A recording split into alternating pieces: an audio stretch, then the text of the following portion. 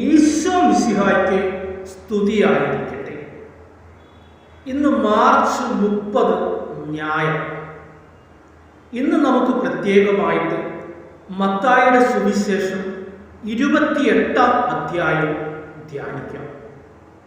ഇന്നത്തെ ചോദ്യം: യുഗാന്ത്യം വരെ എന്നും ഞാൻ നിങ്ങളോട് കൂടെ ഉണ്ടായിരിക്കും എന്ന് പറഞ്ഞത് ആരാണ്? ഉത്തരം കമൻ്റായിട്ട് ഇടുവാനായിട്ട് ശ്രദ്ധിക്കുക. ഇന്ന് നമുക്ക് പ്രത്യേകമായിട്ട് സ്ട്രോക്ക് മൂലം ഹോസ്പിറ്റലുകളിലും വീടുകളിലുമായിരിക്കുന്ന എല്ലാവരെയും ദൈവ തൃക്കരങ്ങളിലേക്ക് സമർപ്പിക്കാം. ശരീരം മുഴുവൻ തളർന്നു പോയവർ, ശരീരത്തിൻ്റെ ഒരു വശം മാത്രം തളർന്നവർ ഒക്കെ ഹോസ്പിറ്റലുകളിലും വീടുകളിലുമായിരിക്കുന്ന എല്ലാവരെയും ദൈവത്തിന് സമർപ്പിച്ചുകൊണ്ട്, പിതാവായ ദൈവമേ അവരെ തൊട്ട് സുഖപ്പെടുത്തണമേ എന്ന് പ്രത്യേകം പ്രാർത്ഥിച്ചുകൊണ്ട് നമുക്ക് സ്വർഗസ്ഥനായ പിതാവിനെ വിളിച്ച് അപേക്ഷിക്കാം. സ്വർഗസ്ഥനായ ഞങ്ങളുടെ പിതാവേ, അങ്ങയുടെ നാമം പൂജിതമാകണമേ, അങ്ങയുടെ രാജ്യം വരയണമേ, അങ്ങയുടെ തിരുമനസ് സ്വർഗത്തിലെ പോലെ ഭൂമിയിലുമാകണമേ. അന്നു വേണ്ടുന്ന ആഹാരം ഇന്ന് ഞങ്ങൾക്ക് തരണമേ. ഞങ്ങളുടെ കടക്കാരോട് ഞങ്ങൾ ക്ഷമിക്കുന്നത് പോലെ ഞങ്ങളുടെ കടങ്ങളും പാപങ്ങളും ഞങ്ങളോട് ക്ഷമിക്കണമേ. ഞങ്ങൾ പ്രലോഭനത്തിൽ വീഴാൻ ഇടയാകരുത്, ദുഷ്ടാരൂപി ഞങ്ങളെ രക്ഷിക്കണമേ. എന്തുകൊണ്ടെന്നാൽ രാജ്യവും ശക്തിയും മഹത്വവും എന്നേക്കും അങ്ങയുടേതാകുന്നു. ആമേൻ.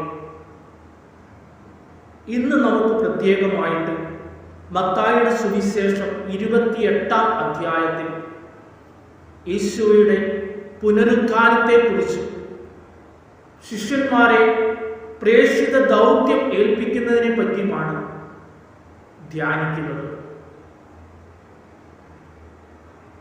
മഗ്ദലന മറിയവും മറ്റേ മറിയവും രാവിലെ തന്നെ വളരെ തിടുക്കത്തിൽ ഓടി കല്ലറയിലെത്തി. എന്നാൽ കല്ലറയ്ക്കുള്ളിൽ യേശുവിനെ കണ്ടെത്തുവാനായിട്ട് അവർ സാധിച്ചു. അവിടുന്ന് അരുൾ ചെയ്തതുപോലെ 3-ാം ദിവസം ഉത്ഥാനം ചെയ്തു. ഈ വിവരം ശിഷ്യന്മാരെ അറിയിക്കുവാനായി അവർ പോകും വഴി യേശുവിനെ കണ്ടുമുട്ടി. അവർ യേശുവിൻ്റെ പാദങ്ങളിൽ കെട്ടിപ്പിടിച്ച് അവിടുത്തെ ആരാധിച്ചു.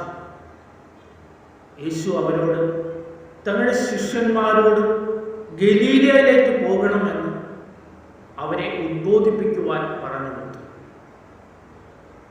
ഗലീലയിലേക്ക് ശിഷ്യന്മാർ പോവുകയും അവിടെ വെച്ച് യേശുവിനെ കണ്ട് അവിടുത്തെ ആരാധിക്കുകയും ചെയ്തു. യേശു ശിഷ്യന്മാരെ പ്രേക്ഷിത ദൗത്യം ഏൽപ്പിച്ചു. ഞാൻ നിങ്ങളോട് കൽപ്പിച്ചവയെല്ലാം അനുസരിക്കുവാൻ ജനത്തെ ഉദ്ബോധിപ്പിക്കുക. പിതാവിൻ്റെയും പുത്രൻ്റെയും പരിശുദ്ധാത്മാവിൻ്റെയും നാമത്തിൽ അവർക്ക് ജ്ഞാനസ്നാനം നൽകുക. ലോകത്തിൻ്റെ അതിർത്തികൾ വരെ പോയി നിങ്ങൾ ഈ സുവിശേഷം പ്രസംഗിക്കുക. സ്നേഹമുള്ളവരെ, ഈ ഒരു ആഹ്വാനം തന്നെയാണ് നമുക്കും മാമോദീസ വഴി ലഭിച്ചിരിക്കുന്നത്.